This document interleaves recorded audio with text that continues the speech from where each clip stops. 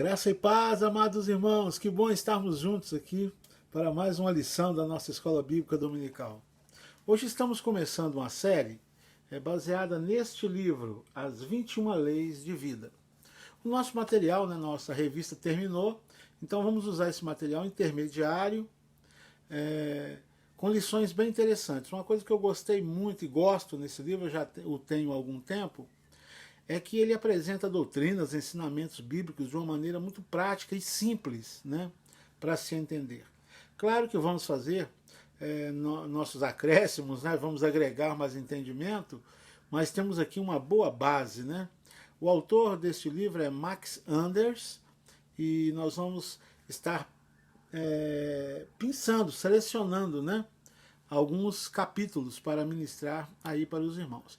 Hoje nós vamos começar com o capítulo 2, que é a lei da santidade. O livro é 21 Leis de Vida e nós vamos falar sobre o segundo capítulo, que é a lei da santidade. É muito bom nós podermos estudar esse assunto, gente, porque em nome, né, de santidade, muitas vezes nós criticamos outras pessoas. Em nome de santidade, nós colocamos aquilo que julgamos ser o certo como aferidor para a vida de outras pessoas, né? Aferidor de santidade. E nós precisamos refletir bem sobre o que de fato é essa santidade, o que é a santificação. Você já sabe, né? Bem falado isso, que santificar significa separar. Portanto, quando a Bíblia diz que nós somos santos, significa que nós somos separados por Deus para duas coisas. Separados para pertencer a Ele e separados para que Ele realize propósitos através das nossas vidas, para sermos usados por Ele. Sendo assim, nós precisamos pensar sobre isso. Então, o que é eu permanecer nessa santificação, nessa santidade? Né? Já que Deus me separou para si e Ele também quer usar a minha vida. Eu queria não estar na lição, mas eu gostaria de como ponto de partida, pensar como a Bíblia apresenta a ideia da santificação ou da santidade. Tá? Para isso nós vamos usar dois textos bíblicos, escritos por Paulo. O primeiro deles está em 1 Coríntios, no capítulo de número 1, versículo de número 2. Então, primeira epístola de Paulo aos Coríntios 1, 2, que diz assim: à igreja de Deus que está em Corinto, aos santificados em Cristo Jesus, chamados para ser santos, com todos os que em todo lugar invocam o nome de nosso Senhor Jesus Cristo, Senhor deles e nosso. Aos santificados em Cristo Jesus, chamados para ser santos, ou em outras traduções, chamados santos, com todos os que em todo lugar invocam o nome do Senhor. O primeiro tipo de santidade que a gente vê na Bíblia é o que nós chamamos de santidade posicional. O que é essa santidade posicional? Nós estávamos na condição ou na posição de perdidos antes de ter a Cristo como Senhor e Salvador das nossas vidas. Quando o Senhor nos resgata para si, quando Ele nos salva, Ele nos separa então do mundo e nos traz para si, nós então agora assumimos a condição de sermos chamados santos, porque pertencemos a Ele e estamos nele. Então agora nós temos uma nova posição, é a posição daqueles que são santificados em Cristo e por Cristo Jesus. Então, a primeira santidade é a santidade posicional.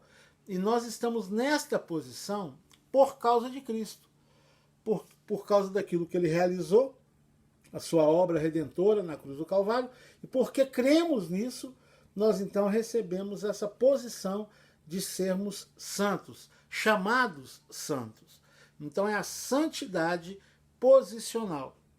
Essa santidade, ela não depende da nossa perfeição, ela não depende como se fosse um jogo de erros, né? E a gente tem que ver se a gente ganha, né? Tem mais acertos do que erros. Não é isso que determina essa posição. Essa posição nos foi dada por crer em Cristo. Por isso, o texto que nós lemos diz que nós somos chamados santos, com todos os outros que também servem ao Senhor em todo lugar que invocam o nome dele, são também santos. E nós somos, então, parte desse povo que é chamado de povo, né, de povo santo, esse povo que pertence a Deus. Bem, o segundo tipo de santidade é o que eu denomino aqui a santidade factual. Vamos ler aqui um texto também de Paulo, só que agora é em 2 Coríntios, capítulo de número 7. 2 Coríntios, capítulo de número 7. Dá uma olhadinha comigo aí. Ó, no versículo 1, tá? 2 Coríntios 7, versículo de número 1. Diz assim: Tendo, pois, ó amados, tais promessas, purifiquemo-nos de toda impureza, tanto da carne como do espírito, aperfeiçoando a nossa santidade ou a nossa santificação no temor de Deus. Então nós temos aqui o segundo tipo de santidade. A primeira nós vimos, a santidade posicional. Então nós somos santos independente de qualquer outra questão. Se nós cremos em Cristo, nós somos chamados de santos, porque fomos separados para viver uma vida com Ele, com base na obra que Ele realizou, na justiça dele. Tá? E por isso somos santos, né, reputados santos por causa da justiça de Cristo. A outra santidade que nós encontramos na Bíblia é a santidade factual, ou seja, porque eu sou considerado santo por Deus por causa de Jesus, eu procuro viver esse ideal de santidade. Eu quero fazer jus, né, a essa denominação que me foi dada de ser um santo, né, na presença de Deus. Então, com a ajuda do próprio Deus e também com o meu empenho, minha dedicação, eu quero cooperar, né, com o que Deus tem para a minha vida, eu então busco purificação, busco renúncia de pecados, busco superar, né, certos hábitos, né, e obviamente não vou conseguir ser perfeito aqui ainda, mas eu vou estar buscando esse ideal a cada dia. E é o que diz aqui no capítulo 7, né, 2 Coríntios, capítulo 7. Ó, amados, né, nós que temos tais promessas, purifiquemo-nos de toda a impureza, tanto da carne como do espírito, aperfeiçoando nossa santificação, né, ou nossa santidade no temor de Deus. Então aí é a santidade factual, é aquela que eu busco de fato viver. E ela é um processo, por isso que diz aqui, aperfeiçoando, né, a santidade. Ou seja, é a cada dia eu procurando me ajustar a esse padrão de Deus, a esse nome que Ele me deu de santo, né, esse nome de alguém que foi separado, né, para pertencer a Ele, para ser usado por Ele. Então eu quero fazer jus a isso, né, procurando cada vez mais ter uma vida que honre, né, o nome do Senhor. Ainda que aqui eu não consiga isso de maneira plena, perfeita, mas eu vou estar vivendo e buscando esse ideal da santidade factual, santidade de fato, né, na minha vida a cada dia, tá bom? Então, isto posto, eu quero agora pensar com você, então, justamente nessa questão da santidade factual.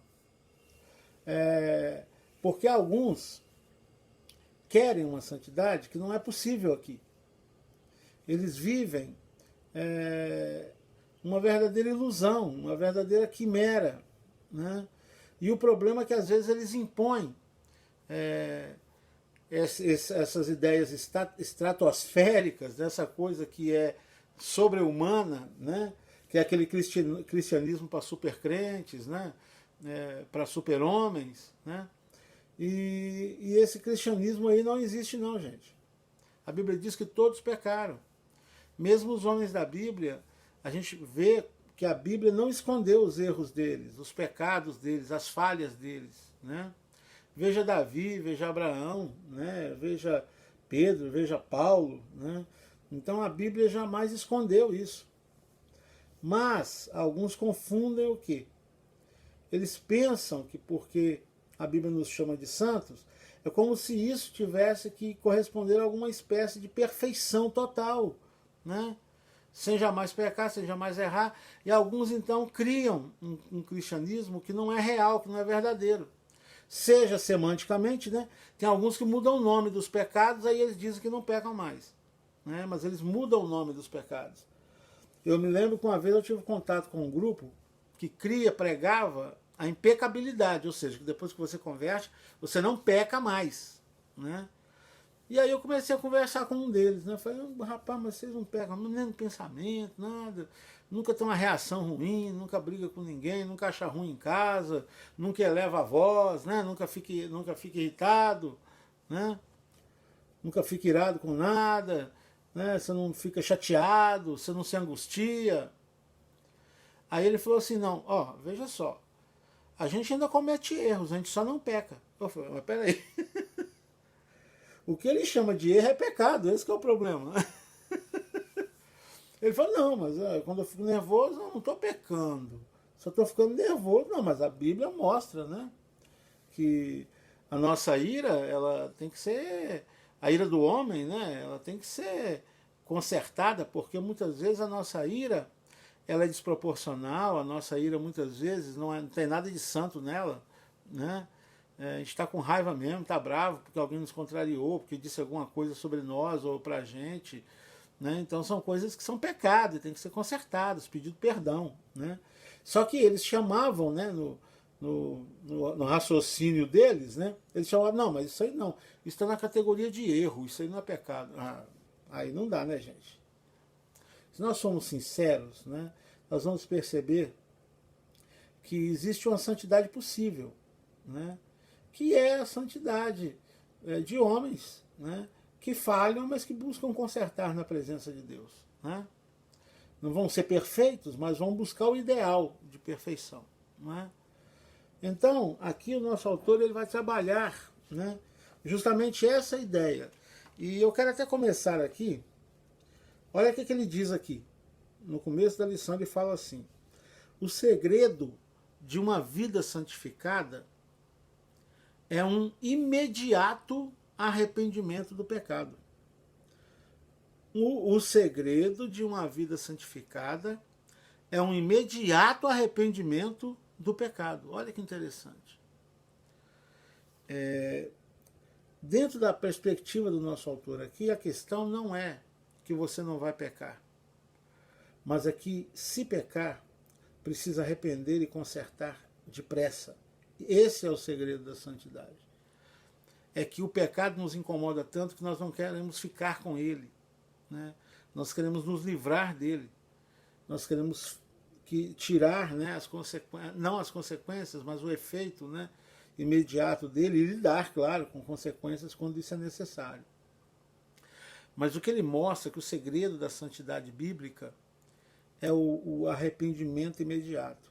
E isso é o grande segredo. Não é, você não tem como prometer para Deus que nunca vai pecar. Você não tem como chegar para Deus e falar isso. Senhor, eu quero fazer um propósito agora. Nunca mais eu peco, né? Isso aí é um voto de tolo. Você vai quebrar o seu voto com Deus. Porque a Bíblia diz que aquele que diz que não comete pecado é mentiroso. Então não tem jeito, né? Agora, tem coisas que a gente pode prometer para Deus. E uma delas é, Senhor, eu não quero falhar, eu não quero pecar. Mas se eu pecar, eu sei que eu tenho um advogado, eu vou recorrer a ele depressa, eu vou me arrepender, vou colocar diante dele, né, a minha confissão, e eu quero ser restaurado, né, do meu pecado. Então vamos lá. Ele começa aqui essa lição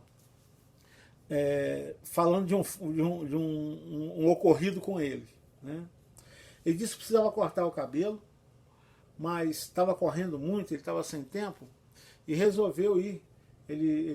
Acho que ele passava na região lá que ele morava, e ele via um salão que estava escrito, né, que era a corte unissex. Então ele ligou, né, para aquele salão e marcou um horário. E ele foi lá. Aí ele disse que quando chegou lá, ele estranhou, porque as músicas que estavam tocando ali eram altas e eram sensuais as músicas, né? E ele olhou o pessoal vestido de uma forma estranha, né? Ao que parece, irmãos, quem frequentava o salão, acho que eram prostitutas, coisas assim. E aí ele entrou, quando ele ia virar, ele deu quase bateu de frente com a recepcionista, né, que estava vindo, né, para atendê-lo. E aí acho que ele ficou sem jeito e ele acabou. Ela falou, o senhor tem horário? Sim, tem. Ele falou, então eu sou o Max Anders. Tal, aí ele foi lá para ser atendido, mas ele olhou e disse que o pessoal era muito estranho, ele começou a ficar sem jeito, ele começou a pensar, o que eu estou fazendo aqui, né? E aí ele estava ali cortando, aí ele disse que de repente a música baixou, foi quando a moça que estava cortando o cabelo dele, né, que aqui ele chama de Dalila, né, sugerindo, ele não ficou nem sabendo o nome dela, mas ele sugeriu o nome de Dalila, né, aqui há uma menção à Dalila bíblica, né? E então ela pergunta para ele, com o que o senhor trabalha? E o Max Anders, gente, assim, totalmente perdido, sem saber o que faz, ele falou assim, eu sou um paisagista. Ele não teve coragem de falar que era pastor, né? E aí ele falou, eu sou um paisagista. E aí depois ele disse que, naquela hora que baixou, parece que todo mundo que estava ali parou para ouvir o que ele era. Quando falou que é paisagista, depois o som aumentou de novo e parece que já dispersou, né, a atenção das pessoas. Aí ele, depois que cortou, ele foi embora, a história é maior, mas eu estou encurtando aqui. Ele foi embora, mas o Espírito Santo o incomodava, porque ele havia mentido para aquela moça. E aí ele está ali desesperado, ele diz que o Espírito Santo parecia um rolo compressor passando sobre ele, a cobrança do Espírito Santo. E aí ele liga, né, para aquele salão e pede para falar com a moça. E aí quando ela atende, ele fala para ela, eu quero te pedir perdão, porque eu disse que era paisagista, mas eu não sou paisagista, eu sou pastor. Eu tive vergonha de falar que era pastor. Ela falou, não, fica tranquilo, é assim mesmo, muita gente tem 2 empregos. Ele falou, não, você não está entendendo. Eu não tenho 2 empregos, eu sou pastor, eu não tive coragem de falar que era pastor, eu quero pedir perdão para você, eu quero que você me perdoe, por favor, me perdoe. E ela ainda tentou justificá-lo, né, mais um pouco, mas aí ele insistiu tanto que aí ela, tá bom então, eu perdoo o senhor, né, por isso aí ele então, quando ele diz que quando desliga o telefone, parece que aquele rolo compressor sai de cima dele, e ele então tem aquele alívio, né, de quem conserta, né, um pecado. E aí o que ele coloca aqui é justamente isso, que a questão toda teria sido bom que ele não tivesse cometido esse pecado. Mas uma vez que ele cometeu, o mais importante foi que ele, logo em seguida, ele procurou consertar aquilo. Não é? Eu tive um professor que participei, né, de cursos de discipulado com ele, de pequenos grupos, né, e David Cornfield. E ele tinha uma frase que eu acho muito interessante. A frase é, mais importante do que os nossos pecados é o que fazemos depois. Né? Então, mais importante do que o pecado que a gente cometa é o que a gente faz depois que cometeu. É a nossa atitude depois. Se a gente se arrepende, se a gente conserta, se a gente volta atrás, se a gente, né, sente a dor daquele pecado, aí que está a questão. Né?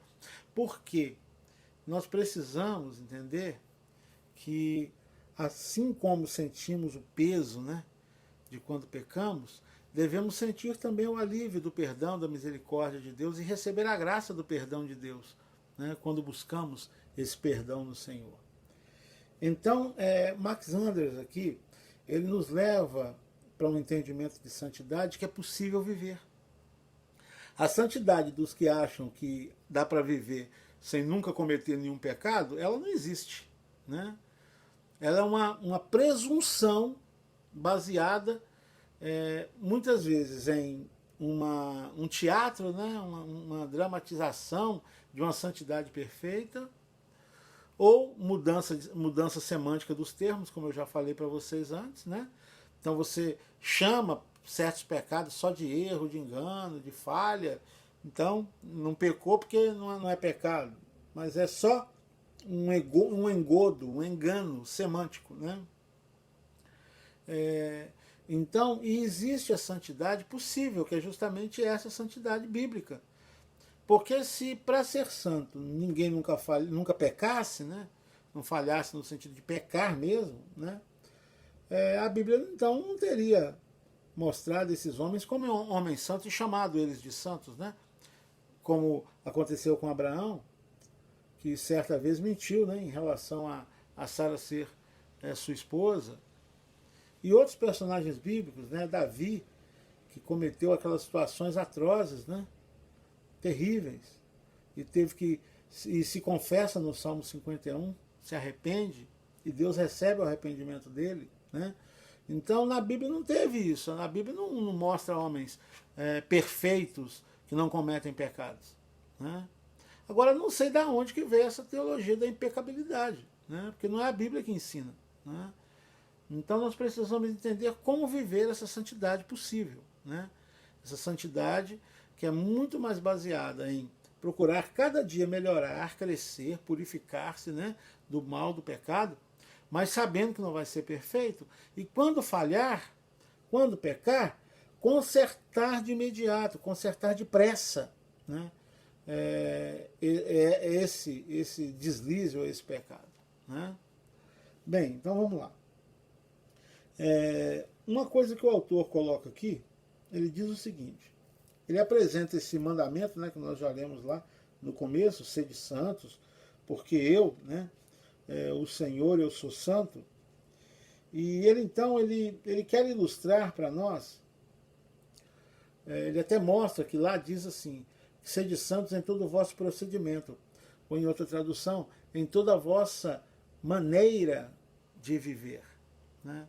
Então mostra que nós temos que ir aceitando a transformação de Deus na nossa maneira de viver, no nosso jeito de falar, de responder, de vivenciar. Então a santidade é essa busca em agradar a Deus em todos os sentidos, né? Só que é um processo. Essa santidade factual, a santidade de fato, gente, ela é um processo que vai se desenrolando durante toda a nossa vida, até chegarmos lá no céu, né? Ou partirmos para o Senhor, ou o Senhor vier e buscar a sua igreja. Aí sim, nós seremos glorificados, e aí não vamos pecar mais. Mas, enquanto estamos aqui, a santidade factual é essa em que nós vamos crescendo, vamos melhorando, mas ainda falhamos, ainda pecamos. E quando peca, procura agir depressa em relação àquele pecado. E não deixar que ele se estabeleça, que ele te domine, né, que ele vá te arrastando. Não, você deve ter uma posição veemente em relação ao pecado, né? Também, ele apresenta aqui um exemplo, ele dá um exemplo aqui, baseado em Isaías, né? Capítulo 6, que é um texto também bem conhecido, né? Então vamos ver aqui, dentro do desenvolvimento de Isaías, capítulo 6, a partir do versículo 1. Bem, do versículo 1 ao versículo 4, diz assim: no ano da morte do rei Uzias, eu vi o Senhor assentado sobre um alto e sublime trono, e as abas das suas vestes enchiam o templo. Serafins estavam por cima dele, cada um tinha 6 asas. Com 2 cobria o rosto, com 2 cobria os seus pés, e com 2 voava. E clamavam uns para os outros, dizendo: Santo, Santo, Santo é o Senhor dos exércitos. Toda a terra está cheia da sua glória. As bases do limiar se moveram à voz do que clamava, e a casa se encheu de fumaça. Então, aqui do versículo 1 ao 4, fica claro para nós o quê? Que Deus é um Deus santo, santíssimo, né? Porque diz que ele é 3 vezes santo, né? Santo, santo, santo. Alguns chamam essa passagem de trisagion, né? No grego, vertendo, né, na Septuaginta do hebraico para o grego, o trisagion, que é 3 vezes santo. E também alguns associam isso à Trindade, né? Santo é o Pai, santo é o Filho e santo, né, é o Espírito Santo de Deus. Então é bem claro aqui essa santidade de Deus. Deus é totalmente separado do pecado. Deus não se contamina com o pecado. Deus não compactua com o pecado. Deus, para ele, é algo ínfimo, mas se é pecado, tem o mesmo peso de algo grande, né, em Deus, né? Em relação a nós, homens, os pecados, eles têm graduação de acordo com, né, a causa, a consequência, o dano que ele causa, né? Mas em Deus, qualquer pecado tem o mesmo efeito para ele, né? Porque Deus é santíssimo. Para nós é até difícil entender essa total pureza de Deus, né? Então Deus, ele é totalmente santo. Agora bem, no versículo 5 diz assim: então eu disse, ai de mim, estou perdido, porque sou homem de lábios impuros, habito no meio de um povo de impuros lábios, e os meus olhos viram o Rei, o Senhor dos Exércitos. Nessa visão ele viu aquele Deus Santíssimo, né? E então aqui no versículo 5 nós entendemos o quê?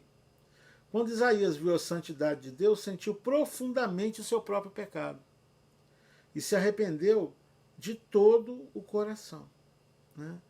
Então, veja só, essa santidade de Deus deve nos levar a ter uma atitude mais imediata de consertar o nosso pecado. Por isso que quando Isaías vê a santidade de Deus, santo, santo, santo, né, os serafins em torno do trono dele, ele imediatamente ele reconhece o seu pecado e ele quer consertar o seu pecado, né? Por isso que santidade tem a ver com essa perfeição de Deus, a nossa imperfeição, mas a nossa atitude também diante de Deus, mediante nossas imperfeições. Aí depois Isaías diz assim: então um dos serafins voou para mim, trazendo na mão uma brasa viva que tirara do altar, com uma tenaz, né? Com a brasa tocou a minha boca e disse: eis que ela tocou os teus lábios, a tua iniquidade foi tirada e perdoado o teu pecado. Então, quando Isaías se arrepende de todo o coração, Deus também o perdoa de todo o coração, né? E envia ali aquele anjo que purifica os lábios do profeta, né? Mostrando, né, o perdão de Deus, né, diante da imperfeição do profeta Isaías. Isso é maravilhoso. Então veja só, a santidade de Deus, o meu pecado, eu confesso o meu pecado de todo o coração, Deus também me perdoa de todo o coração e purifica-me daquele pecado que eu estou confessando, né? E veja agora o versículo de número 8. Depois disto ouvi a voz do Senhor que dizia: a quem enviarei, quem há de ir por nós? Disse eu: eis-me aqui, envia-me a mim. Então, quando Isaías se arrepende, recebe esse perdão de Deus, imediatamente ele se torna apto para ser instrumento de Deus. Porque Deus coloca, né, a quem enviarei, quem há de ir por nós. Isaías responde: eis-me aqui, envia-me a mim. E Deus o aceita como instrumento, né? Então veja que quando você confessa verdadeiramente um pecado, Deus realmente perdoa. E no momento seguinte, Isaías é colocado como um instrumento, como um vaso de Deus, né? Então é muito importante entender isso, né? A importância de sermos mais imediatos, mais céleres na confissão, principalmente no arrependimento, né? No quebrantamento diante de Deus em relação a pecados que cometemos, né? Bem, então aqui ele apresenta esse texto como um modelo. Nós vamos seguir adiante, né, observando algumas outras coisas que o próprio autor aqui, ele levanta. Ele levanta aqui alguns pontos. São 7 pontos que ele levanta em relação a essa questão da santidade, tá? Para nós compreendermos de uma maneira mais prática essa questão da santidade. Então vamos lá. Número 1, a primeira questão que ele apresenta. Ele aqui está baseado no autor que é o James Packer, tá? Então ele usa esses pontos do James Packer no seu livro. Arrepender significa literalmente virar-se de costas. Se caminhamos na direção norte, temos de nos virar para seguir na direção sul, direção contrária. Quando o pecado envolve uma atitude ou valor, temos de abandoná-los e fazer exatamente o oposto. Então, observa isso. Que arrepender-se, portanto, é mudar de direção, né? E em relação, ele até coloca que ele distingue, né, essa questão, que quando o pecado envolve atitude ou valor, né? Então, é importante observar isso, né? Tem questões que são valores cristãos. Tem questões que são atitudes que têm que ser mudadas. É por isso que a Bíblia diz que aquele que confessa, né, a sua culpa e abandona, esse alcança a misericórdia, né? Tem questões, queridos, que não são interiores. Tem coisas que você vai lutar muitas vezes, vai batalhar contra aquilo. Agora tem coisas que elas são atitudes que têm que ser tomadas e o rumo tem que ser mudado, né? Por exemplo, se você entrou numa atitude de inimizade com alguém, por exemplo, né? A gente tem que se arrepender dessa atitude de inimizade com essa pessoa e passar a agir contrário a esse sentimento de inimizade, né? Por isso que a Bíblia diz que tem que confessar e tem que abandonar, né? Então você tem que abandonar aquela atitude anterior, né, de inimizade, de alimentar aquela inimizade com comentários, com críticas contra aquela pessoa. Então você tem que mudar de rumo. Você está vindo para o norte, tem que ir para o sul agora, né? Então é muito importante observar isso, né? Porque eu vejo às vezes as pessoas falando de certos pecados que eles dependem, né, de todo um empenho, de um processo às vezes mesmo, né? Agora tem outras coisas que não, eles são atitudes que temos que tomar, são direções que temos que mudar, né, de imediato, né, para que aquela situação seja transformada. E às vezes eu vejo as pessoas exigindo em coisas, né, interiores, né, de outras pessoas, né, uma postura de abandono, né, de que nunca mais ele pode ter aquele sentimento, né? Igual às vezes uma pessoa chega e fala, olha, eu tenho uma dificuldade, às vezes me vem uma lascívia, que é um pensamento impuro na mente. Aí a pessoa chega e fala, olha, você precisa confessar, arrepender, e nunca mais deixar esse pensamento aparecer. Isso não é real. Porque os pensamentos, você não os controla. Você não tem como controlar que um pensamento nunca apareça na sua mente, né? O que você tem que fazer é não permitir que ele domine. Que daquele pensamento você crie uma história, um enredo na sua mente. E isso, num processo de santidade, de santificação, à medida que você vai confessando, enfrentando, você vai conseguindo superar esse tipo de coisa. Mas você não pode chegar para uma pessoa e simplesmente exigir, como se ela tivesse que, né, ó, nunca mais pode passar um pensamento desse sobre a sua cabeça, né? Não, você tem que ensiná-la, que é um processo em que ela precisa, né, aprender a enfrentar quando esses pensamentos vêm. Então tem toda uma dinâmica, vamos dizer assim. Agora tem outras coisas que é uma atitude a ser tomada, uma atitude única, né, pontual, né, e que precisa ser assumida, né? Então, às vezes eu vejo as pessoas exigindo de coisas interiores uma postura que elas deviam exigir de atitudes, de questões que envolvem valores cristãos, né, princípios, né, e elas não exigem, elas exigem da questão interior, de outra pessoa, né? A Bíblia diz que os fariseus colocavam fardos nas pessoas que elas não tinham como carregar, e a Bíblia diz que nem com o dedinho eles ajudavam elas, né? Então tem gente que é especialista em jogar peso em cima dos outros, né? Então, a gente tem que tomar muito cuidado com isso, principalmente quando lida com o pecado alheio. Às vezes, quando alguém chega, confessa e pede ajuda, a gente piora a situação dele. Quando a gente, ao invés de ensinar como é que é o caminho, como é que tem que lidar com aquilo, como é que ele aprende a dizer não e manter esse não em certas situações, né? Não, a pessoa joga um fardo em cima dele. E fala, se você confessar, se de novo ver esse pensamento aí, você, né, Deus não vai te perdoar mais não. Deus não vai ficar perdoando gente que fica pedindo perdão toda hora, não. A Bíblia não fala sobre limite de confissão. Não tem esse limite. Não sei quem estabeleceu isso. Não existe esse limite. Se uma pessoa está enfrentando uma batalha numa área e ela reincide, ela tem que continuar confessando, enfrentando, porque eu creio, meu querido, que a confissão sincera, ela vai gerando uma atitude de força, ela vai, né, vai ajudando a pessoa a construir, né, uma atitude de resistência àquele mal, àquele pensamento. Então, muitas vezes é dentro desse processo que ela vai conseguir superar certas coisas. Agora, se a gente joga peso sobre ela, condenação sobre ela, ela vai desistir até de lutar, né? E aí, às vezes, outra coisa, que é sim uma coisa que tem que ter uma atitude, né? Às vezes a gente conversa com pessoas, e uma vez eu conversando com uma pessoa, essa pessoa, quando ela se irritava, ela ofendia mesmo um progenitor, um pai, uma mãe, com palavras pesadas, palavrões, né?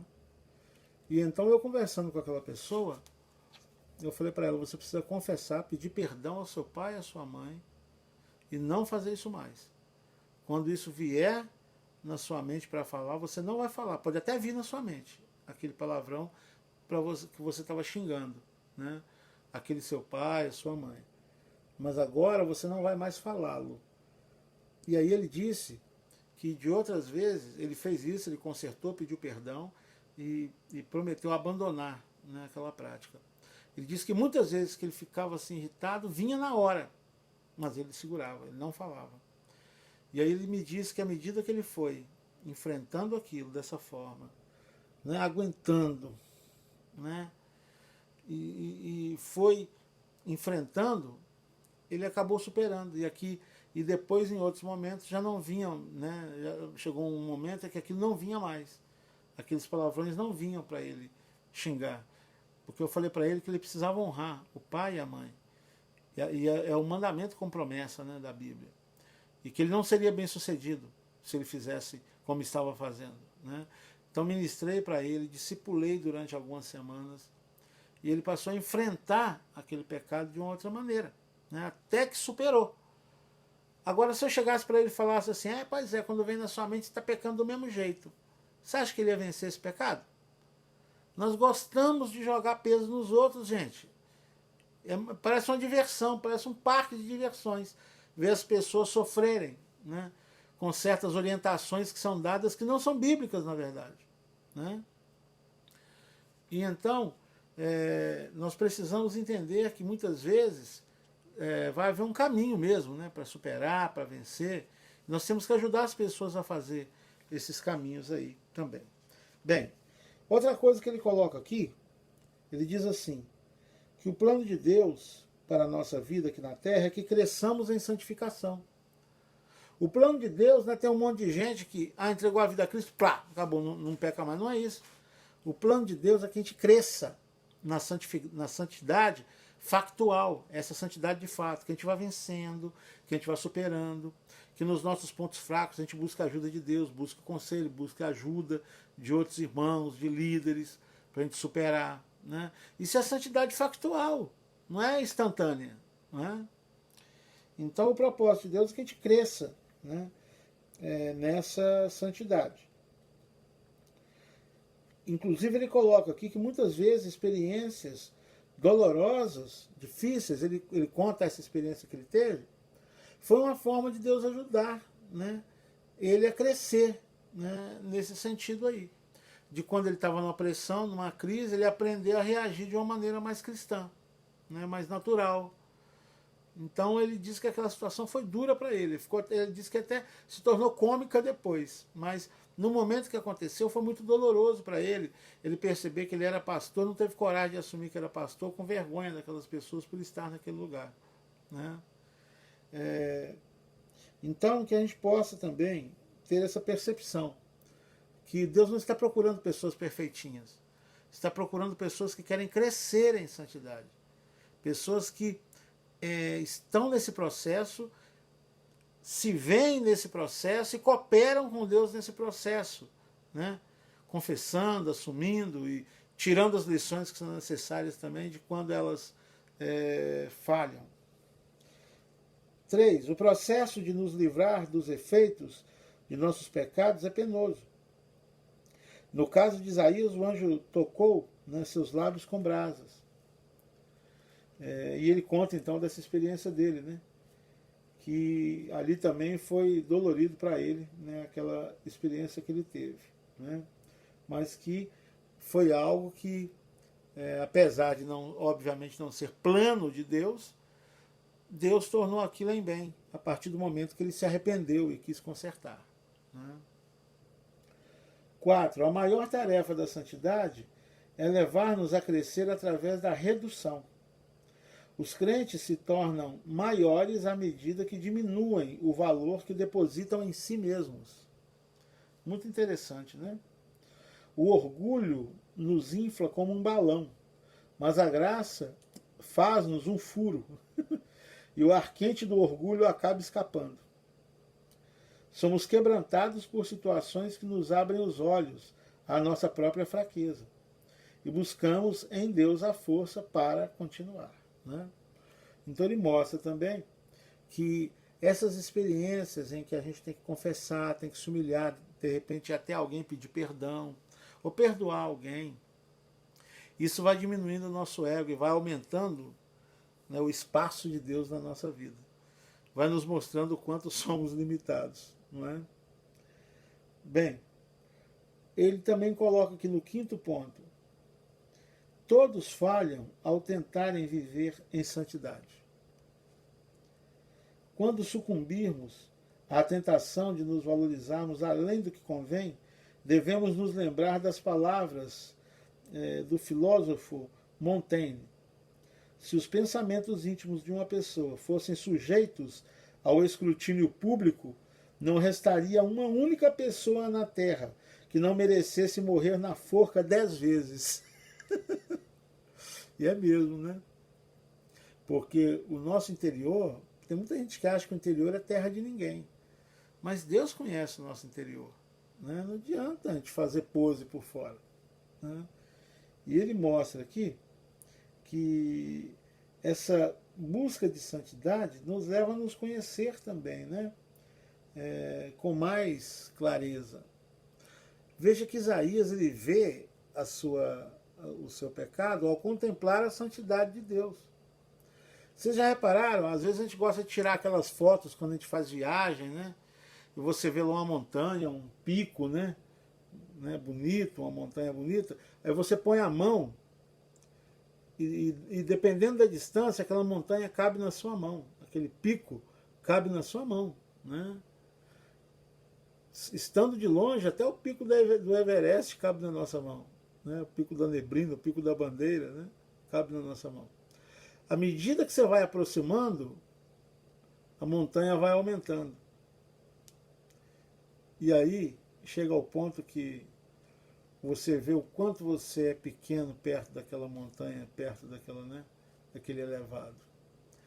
E é assim também com Deus. Quanto mais a pessoa está longe de Deus, ela acha que tem o controle, ela acha que ela é boa, ela acha que ela é o tal. Quanto mais nos aproximamos da santidade de Deus, nossos pecados vão sendo evidenciados. A nossa pequenez, nossas limitações, nossas imperfeições vão ficando cada vez mais patentes para nós. Né? Agora isso é ruim? Não, porque Deus manda a gente se aproximar. Achegai-vos a mim, e eu me achegarei a vós. Ele quer proximidade. E quanto mais proximidade houver, mais pecadores nós vamos nos sentir. E mais nós vamos perceber coisas que temos que consertar, que temos que reparar, e coisas que é muito difícil para nós, né? E que vamos ter que pedir misericórdia a Deus, que vamos ter que pedir graça de Deus, né? Porque algumas coisas são muito resistentes em nós, né? Mas isso é o milagre da graça, né? É a gente se aproximar cada vez mais da santidade de Deus, perceber o quanto somos pecadores. É como diz aquele hino, né? No Santo, Santo, Santo, né? Não podemos ver ele falar Santo, Santo, Santo. Outro não existe. Acho que outro não existe, né? Não podemos ver tua glória sem temor, né? Então nós não podemos ver a glória dele sem temor, porque nós somos pecadores, entende? E automaticamente, ao nos aproximar da glória dele, ela põe em alto relevo, ela ilumina nossas imperfeições, né? Ela mostra para nós nossas imperfeições. E é aí que está o segredo, é humilhar-nos, né? Reconhecermos. Por isso que a gente precisa entender que santidade não é o que muitos têm pensado por aí, feito outras pessoas sofrerem, né? Decepcionadas por não conseguirem ser perfeitas, né? A santidade de que a Bíblia diz, como eu disse, posicional, nós já somos santos e somos considerados santos por Deus por causa de Cristo. Ele nos olha com o olhar da justiça do Filho dele, Jesus. E no segundo sentido é a santidade factual, é aquela que nós queremos viver de fato. E aí ela é um processo contínuo, né? Que se dará na nossa vida, em que a gente precisa mesmo melhorar a cada dia, superar, vencer certos pecados, mas é um processo, né? Não é algo que está consumado, que tem que estar pronto, ou que Deus espera que esteja pronto, né? Bem, por fim ele diz aqui, então ao crescermos espiritualmente passamos a ver como estamos longe de ter o mesmo caráter que Jesus, porque a nossa medida é Jesus. E cada vez que olhamos para Jesus, vemos a vida de Jesus, as palavras de Jesus, nós vemos o quanto estamos longe de ter o caráter dele. Mas isso nos leva a desistir? Não. Nós queremos cada vez mais buscar isso, né? E um dia nós seremos presenteados, brindados com esse caráter semelhante ao de Cristo. Seremos nós, versão Cristo, né? Elias, você, versão Cristo, imitando, né, o caráter de Jesus, semelhantes em caráter a Jesus. E é isso que estamos buscando. Bem, ele diz aqui no último, são 8 pontos, me perdoe, falei que era 7, são 8. Penúltimo ponto enfraquecer-se é tornar-se mais forte. Então ele diz aqui que aceitar os problemas, dores e falhas diárias como evidências de nossa fraqueza e da nossa necessidade da força de Deus é a chave do cultivo da santidade, né? Então, quando nós, diante das nossas limitações, fraquezas, nos colocamos na dependência de Deus, rogamos a força de Deus, a ajuda de Deus, né, na nossa vida, essa fraqueza acaba nos tornando mais fortes. Por isso que a Bíblia diz, diga ao fraco, eu sou forte, né? Porque quando você se rende aos pés do Senhor, né, ele vai te fortalecendo. Então a importância de reconhecermos, de sermos humildes, e aqui eu quero enfatizar aquela questão inicial, a importância de sermos imediatos, de consertarmos logo o que temos que consertar, né? E último ponto, quando pecamos, isso não significa que nossa salvação corre perigo. Olha, gente, isso aqui é uma afirmação corajosa do Max Anders. Aliás, né, na verdade é do James Packer. E ele aqui, ele coloca, né, no seu estudo essa afirmação. Quando pecamos, isso não significa que nossa salvação corre perigo. Significa apenas que nosso relacionamento com Deus está interrompido. Quando a gente peca, a gente não perde a salvação quando peca. O que a gente perde é a comunhão com o Senhor. E um bom exemplo disso, né, é a gente poder pensar, por exemplo, quantas vezes você falha com seu cônjuge, ou o seu cônjuge falha com você? O casamento acabou? porque aquilo não saiu como devia ser? Porque o seu cônjuge não concordou com você num assunto? O casamento acabou? Não. O que houve ali foi um desencontro de opinião, uma discordância que pode ter quebrado a comunhão entre vocês, mas o casamento não acabou. Depois a gente pensa melhor, se alguém exagerou, né, na dose, pede perdão, conserta, e daqui a pouco está o casal abraçado, né, aos beijos, né, dando carinho um para o outro. O casamento não acaba quando a gente fala um com o outro. E nossa salvação, nossa aliança com Deus, gente, ela não acaba porque a gente peca. E é muito importante colocar isso. Porque eu penso que tem muitos que têm medo de colocar isso. Eles tentam colocar as pessoas numa situação de insegurança. E falam assim, ó, toma cuidado, hein? Porque se você pecar, ó, você perde sua salvação, hein? Olha, gente, isso é de uma crueldade. Isso é muito sério isso, tá? Qual de vocês que deserdou o filho porque ele cometeu algum erro? Qual de vocês chegou para o filho, você não é mais meu filho, porque você falhou em tal coisa? Quem é que já fez isso aí? Nós não fazemos isso. Agora você acha que o coração de Deus é pior do que o nosso? Se nós não fazemos isso com nossos filhos, você acha que Deus faz isso com os dele? Cuidado, às vezes nós estamos colocando uma imagem sobre Deus que não é a verdadeira, não é a real. É muito importante você entender o seguinte: quando a Bíblia diz que há pecado que é para a morte e pecado que não é para a morte,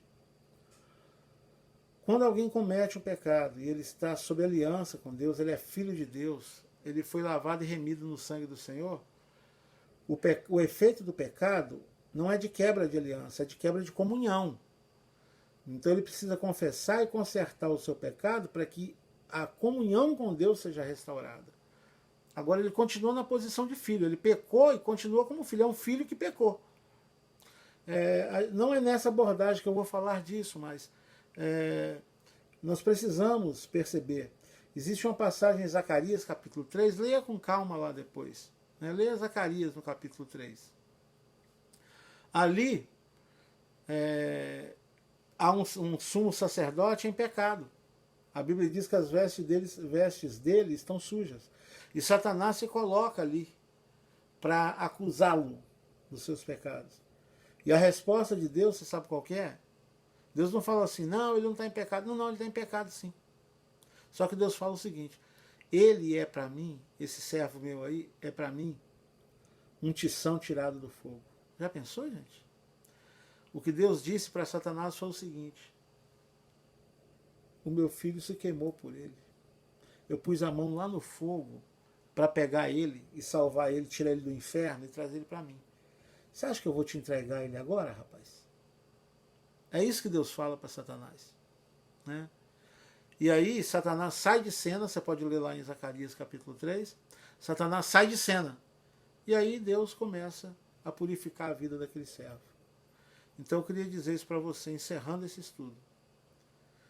Quando você acerta ou quando você erra, é diante de Deus que você está. E queria dizer mais, que quando alguém que é salvo peca, ele não perde a condição de salvo quando peca. Ele precisa consertar e restaurar os seus pecados. Obviamente não estou falando aqui, gente, daqueles que dizem, né, que são cristãos e que vivem do mesmo jeito ou pior do que viviam antes. Não é disso que eu estou falando. Estou falando de gente que realmente se converteu, foi salva pelo sangue de Jesus, mas que está na condição ainda. Né? Nós não estamos no céu ainda, estamos na condição intermediária. Nós já temos um novo ser, pela presença do Espírito Santo, mas ainda temos a nossa velha natureza em nós, a carne. Estamos lutando a cada dia contra ela. E temos que crescer, né, nessa batalha, vencer cada vez mais. Mas não vamos ser perfeitos aqui. Então, quando alguém que é de Deus comete pecado, ele comete como filho de Deus, diante de Deus. Ele não perde a condição de salvação quando isso acontece. E se ele realmente é alguém que é salvo, o que é que ele vai fazer? Ele vai fazer o que está em 1 João 1,9. Se confessarmos os nossos pecados, ele é fiel e justo para nos perdoar os pecados e nos purificar de toda injustiça. E aí a comunhão com Deus é restaurada. Tá bom, gente? Então há pecado que é para a morte, há pecado que não é para a morte. O pecado que é para a morte, para a condenação eterna, é daquele que não creu em Cristo como Salvador. Cada pecado dele conta, cada pensamento, cada sentimento contrário a Deus conta e vai fazer parte da sua futura sentença de condenação eterna. Mas aquele que creu em Cristo, né? A palavra de Deus diz em Romanos capítulo 8, versículo 1, nenhuma condenação há para aqueles que estão em Cristo Jesus, que não andam segundo a carne, mas que andam segundo o Espírito. Mas não há mais uma sentença de condenação contra eles. Quando eles falham, quando eles pecam, eles se consertam, porque eles querem viver uma comunhão intensa com Deus. E não suportam essa comunhão quebrada. Agora, é muito importante entender que um salvo não perde sua condição de salvo por causa da sua imperfeição. Tá bom? Deus abençoe e que nós possamos crescer a cada dia em santidade na presença de Deus. Esse é o nosso desafio até chegarmos lá, onde seremos um dia totalmente perfeitos e impecáveis, né, diante de Deus. Deus abençoe, meu querido. Vamos orar. Pai Santo, obrigado a Deus por esse tempo que passamos aqui na nossa lição. Que o Senhor esteja nos abençoando, nos dando graça para vivermos essa santidade de fato. Sabemos que somos santos porque fomos declarados santos por causa de nosso Senhor Jesus Cristo e sua obra realizada na cruz. Como lemos aqui inicialmente, somos santos, chamados santos, juntamente com todos aqueles que em todo lugar, em toda a face da terra, invocam o nome do Senhor com sinceridade. Mas queremos também viver a santidade factual. Queremos que de fato a nossa vida vá sendo transformada. Queremos ir superando, ó Deus, situações, hábitos, sentimentos, atitudes, formas de pensar. E sabemos que isso vai se dar dentro de um processo contínuo. E nós queremos a cada dia crescer neste processo. É por isso, ó Deus, que a tua palavra ensina que sem santidade ninguém verá o Senhor. Quem não estiver dentro desse processo não vai chegar lá. E quem não está dentro desse processo é porque não se converteu verdadeiramente. Ele não teve a primeira santificação, que é ser separado para pertencer ao Senhor, mediante o arrependimento, a conversão, né? Então ele não está na segunda forma de santidade, que é a santidade factual, esse processo em que vamos sendo transformados a cada dia à imagem e semelhança de nosso Senhor Jesus. Que possamos viver, ó Deus, intensamente esse processo e crescer dentro dele. Em nome de Jesus. Amém, amém e amém. Valeu, queridos. Deus abençoe.